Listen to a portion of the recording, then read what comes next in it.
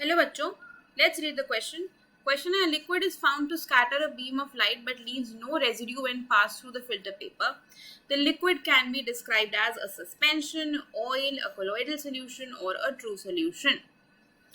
तो अगर आप इस क्वेश्चन के की कॉन्सेप्ट की बात करते हैं तो यहाँ पे जो हमारा की कॉन्सेप्ट होगा वो क्या होगा? अगर कोई लिक्विड स्कैटर कर रही है बीम ऑफ लाइट को स्कैटर करने का नाम क्या होता है? Tyndall effect. तो यहाँ पे हम बात करने वाले हैं टिंडल इफेक्ट की टिंडल इफेक्ट है क्या और कौन कौन ये इफेक्ट दिखाएगा. तो टिंडल इफेक्ट होता है the effect of scattering of light. Effect of scattering of light मतलब अगर एक पार्टिकल पे आप लाइट डालोगे तो वो चारों ओर स्कैटर होगी. तो ये जो इफेक्ट प्रोड्यूस होता है स्कैटरिंग ऑफ लाइट से उसी का नाम हम दे देते हैं टिंडल इफेक्ट.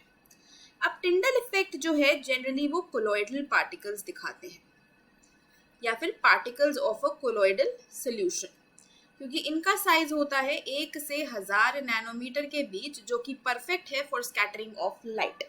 ना तो ये साइज बहुत ज़्यादा है ना तो ये साइज बहुत कम है, and it is a perfect size to cause scattering of light.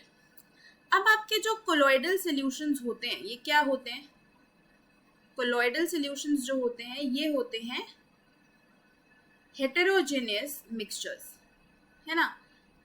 Appear होते हैं जैसे कि होमोजेनस हो, जैसे कोलॉइडल सॉल्यूशन, मिल्क एक कोलॉइडल सॉल्यूशन है. इसी तरीके से आप स्मोक भी देखते हो ना, स्मोक भी एक कोलॉइडल सॉल्यूशन है.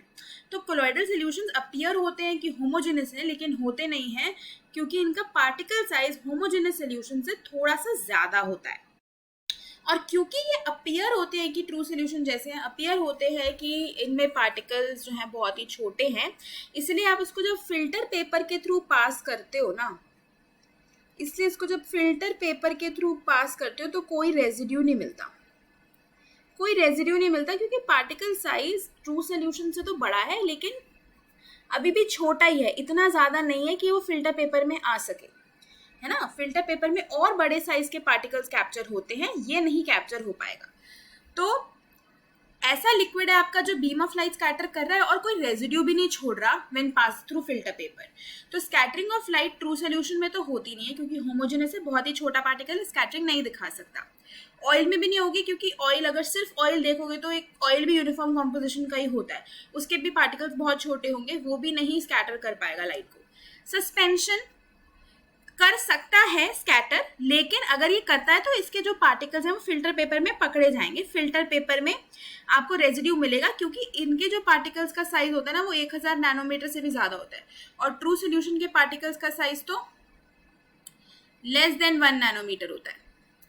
तो क्योंकि सस्पेंशन के पार्टिकल्स बहुत बड़े हैं तो वो सेटल डाउन होते हैं, वो फिल्टर पेपर में कैप्चर हो सकते हैं.